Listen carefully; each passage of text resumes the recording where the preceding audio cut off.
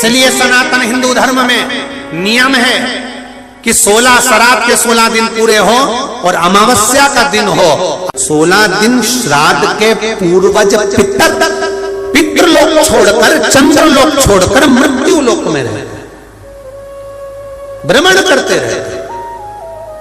और जब अमावस्या का दिन होता है, श्राद्ध पूरा हो रहा है, अमावस्या का दिन है, शाम का समय, जो जैसे अशोकनगर है, गुना है, शिवपुरी है, सीहोर है, भोपाल है, या आसपास के जितने गांव हैं, शहर हैं, इनके पास में जो नदी होती है, जो तालाब होता है, जो कुआं होता है, जो बावड़ी होती है, सारे पितर एकम से लेकर अमावस्या तक जितने भी पितर होते हैं, चाहे जिसके घर के हों, प्रत्येक घर के पितर नदी, तालाब, बावड़ी, कुएं के पास इकट्ठे होते हैं, क्योंकि पितर 16 दिन भोजन ग्रहण करने के बाद अमावस्या के दिन पानी पीने के लिए गांव की बावड़ी, तालाब, कुआं, नदी पर जाते हैं और वहां पानी का आचमन कर कर हाथ में जल लेते हैं। आर्यमा स्वामी कहते हैं कि जिसने आपको भोजन कराया है, जिसने आपको आमंत्रित करा है, जिसने आपको बुलाकर सम्मान दिया है, आप अपने पुण्य उनके खाते में दीजिए।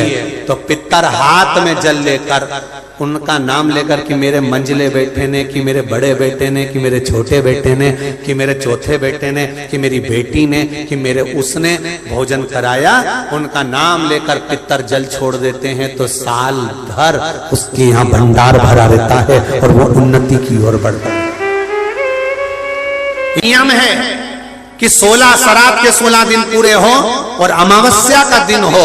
आपने ब्राह्मण को भोजन कराया ना कराया, आपने पिंडदान करा ना करा, आपने तर्पण करा कि न करा, आपने किसी को एक अंश भी किसी को दिया कि नहीं दिया, आपने गाय को रोटी दी कि नहीं दी, आपने कौवे को कागल दिया कि नहीं दिया, आपने स्वान को भोजन दिया कि नहीं दिया, पर एक काम जरूर करो कि अमावस्या के दिन शाम के समय तुम्हारे नगर में, मोहल्ले में, गांव में, खेड़े में जो नदी हो या तालाब हो या बावड़ी हो या कुआं हो, कोई भी एक जगह पर जाकर एक घी का दीप अवश्य लगाना चाहिए अपने पूर्वजों के नाम से। तो पूर्वजों को वो जो दिया की रोशनी होती है ना, वो दिए की रोशनी को पाकर पितर पूरी रात्रि भर भ्रमण, इसलिए कहते हैं ना दूसरे दिन देवी जी बैठने वाली रहती है, इसलिए कहते हैं अमावस्या की रात्रि बड़ी भारी होती है। क्यों कहते हैं? क्योंकि पितर सब इस मृत्यु लोक से चंद्रलोक होते हुए पितृलोक जाते हैं। तो जो दिया जलाता है उसके पूर्वजों को प्रकाश, रोशनी और राह मिलती है। तो उसकी जिंदगी में कितनी भी उलझन चल रही होती है, कितना भी काम अटक रहा होता है, कोर्ट में केस भी चल रहा होता है, या कितनी बड़ी भी बीमारी हो रही होती है, अगर वो अमावस्या के दिन शाम के समय दिया लगा देता है नदी के घाट पर या तालाब या बावड़ी या कुएं के घाट पर, तो उसकी जिंदगी में जितनी अटकलें आती हैं वो सारी समाप्त हो जाती हैं और रास्ता मिल जाता है। इसलिए अमावस्या के दिन का महत्व है। और अमावस्या के दिन चावल का दाना आप अपने पूर्वजों के, पितरों के स्थान का स्मरण कर कर या परिंदा या मटके का स्मरण कर कर छत पर डाल दे, उसका स्मरण रहे, मिले उसका। और सबको सूचना दो कि श्राद्ध पक्ष की अमावस्या को शाम के समय पर दिया लगाने का फल क्या होता है। इस क्लिप को काट कर जनमानस तक भेजिए कि उसका लाभ क्या है, उसका फल क्या है, प्राप्त हो।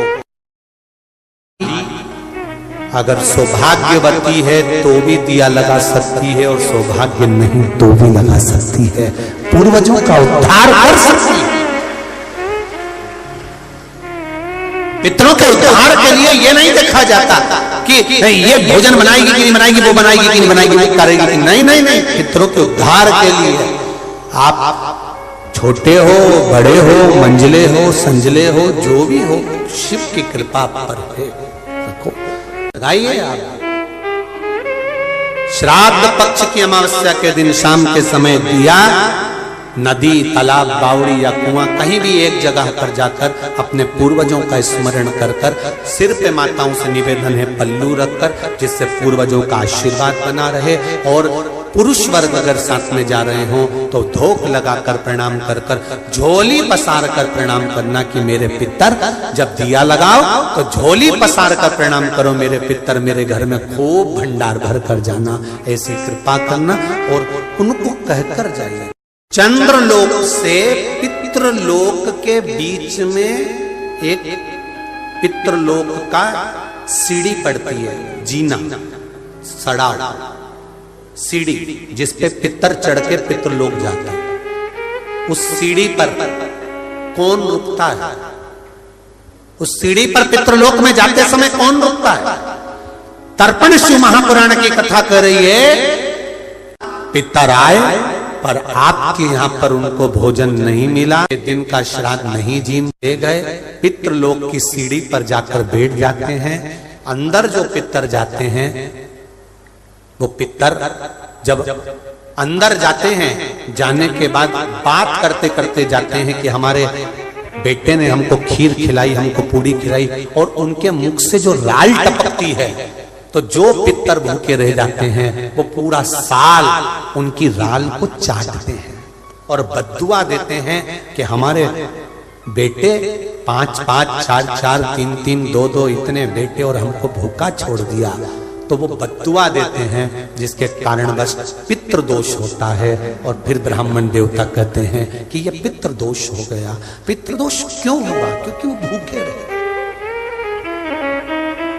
आपके आहूतों के लिए, आपके वासुकों के लिए जो अधोगति में मर गए। नवरात्रि के पहले जो अमावस्या पड़ती है, चावल की कटोरी में एक कपूर का टुकड़ा रख दीजिए महाराज, छोटा सा, और कपूर का टुकड़ा रखकर उस कपूर को दरवाजे के बाहर कटोरी में ही, चावल रखी हुई कटोरी में ही उसको पितरों का स्मरण कर कर जला दीजिए।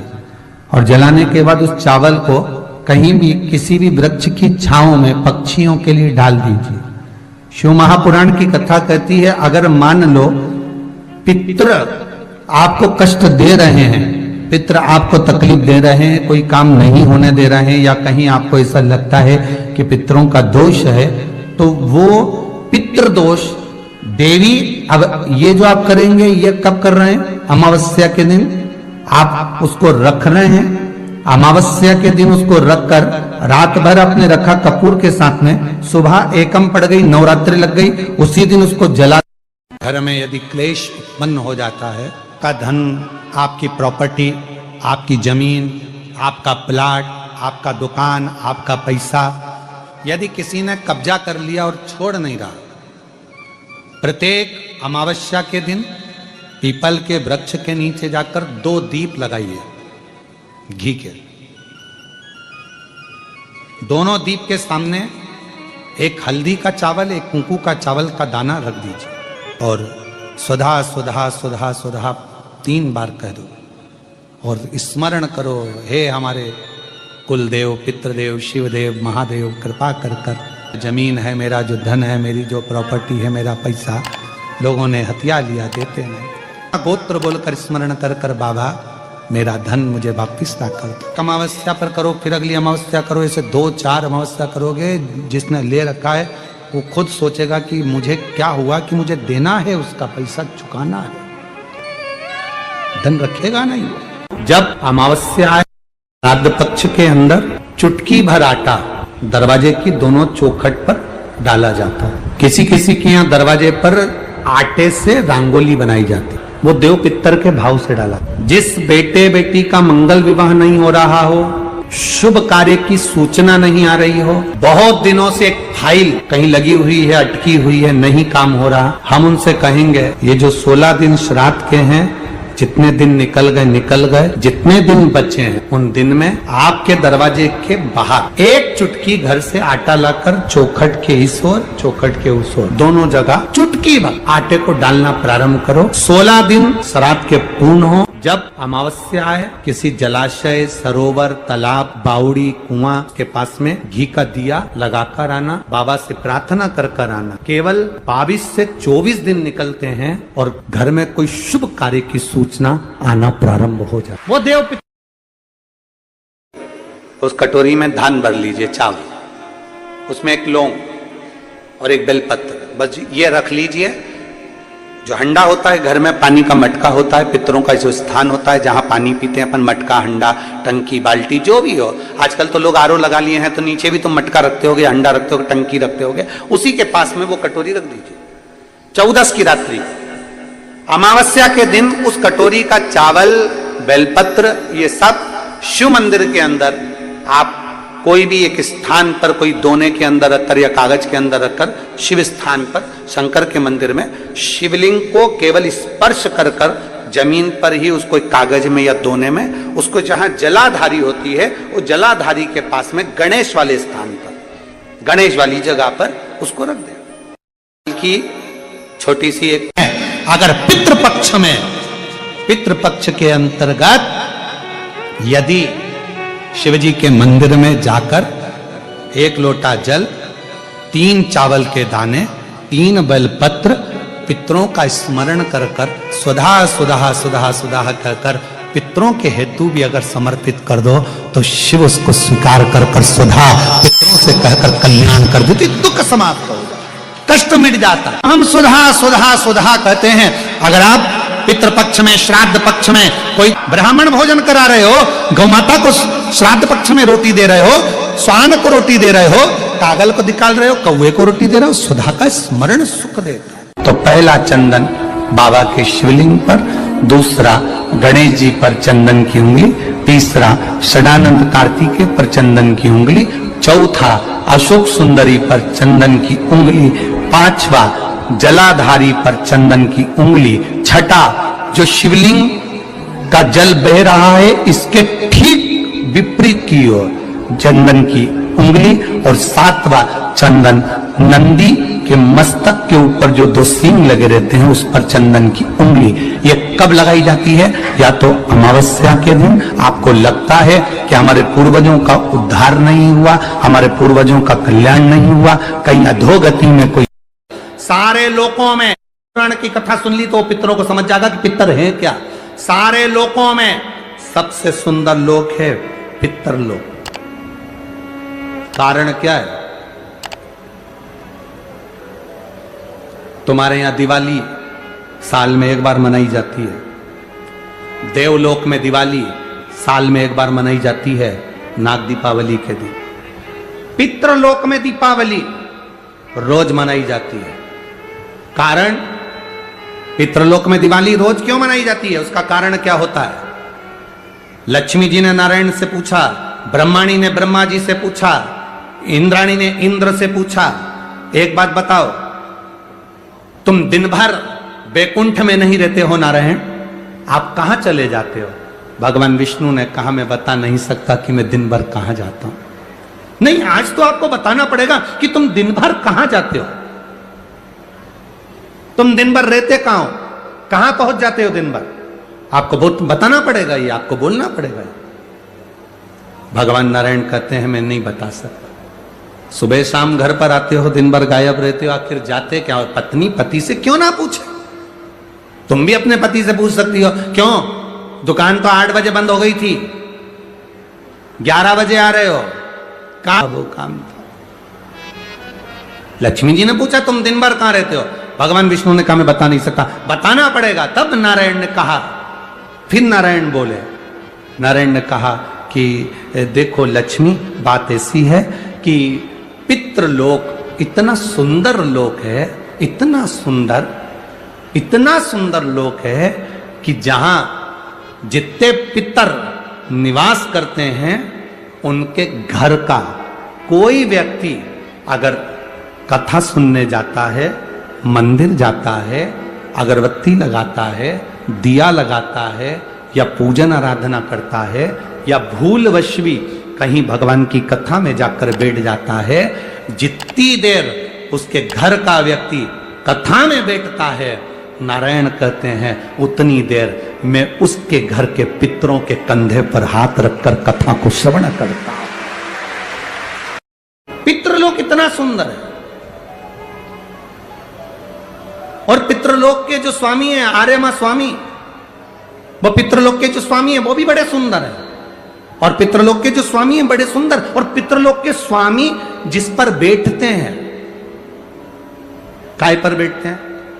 कौवे पर, वो भी बड़ा सुंदर, अति सुंदर। अरे गुरुजी कहां की बात कह रहे हो, सबसे सुंदर पक्षी तो मोर है। राष्ट्रीय पक्षी में भी उसको कहा सबसे सुंदर पक्षी तो मोर है, और आप कह रहे हो कि दुनिया का सबसे सुंदर पक्षी कौवा है। अरे भाई, जिसने कथा नहीं सुनी उसको लगता है कि दुनिया का सबसे सुंदर पक्षी मोर है, पर अगर शास्त्र को उठाकर देखोगे तो दुनिया का सबसे सुंदर पक्षी कौवा था। पहले नंबर पर सफेद सुंदर अति सुंदर कौवे के आगे कोई पक्षी नहीं था। वो तो ब्रह्मा जी ने पृथ्वी पर यज्ञ करा, और पृथ्वी पर जब यज्ञ करना चाहा ब्रह्मा जी ने, तो उस समय पर ब्रह्मा जी ने कहा मुझे इस पृथ्वी पर यज्ञ करना है, इस जमीन को लीपने के लिए अमृत की जरूरत है। जैसे अपन गाय का गोबर लीपने के लिए लाते हैं, वैसे ब्रह्मा जी ने कहा इसको लीपने के लिए अमृत चाहिए। अमृत कौन लेकर आएगा?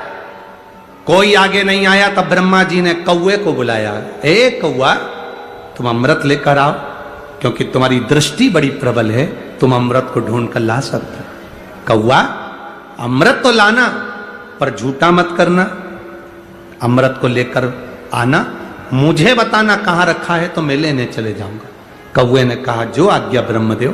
कौवा आर्यमा स्वामी को नमन करा, प्रभु ब्रह्मा जी का काम है, मुझे जाना पड़ेगा। कौवा बड़ा सुंदर था, बुद्धिमान था, तो कौवे को भेज दिया। इसलिए रामचरितमानस में काकभसुंडी की कथा बार बार आती है। गरुड़ और कौवे की कथा आ रही है।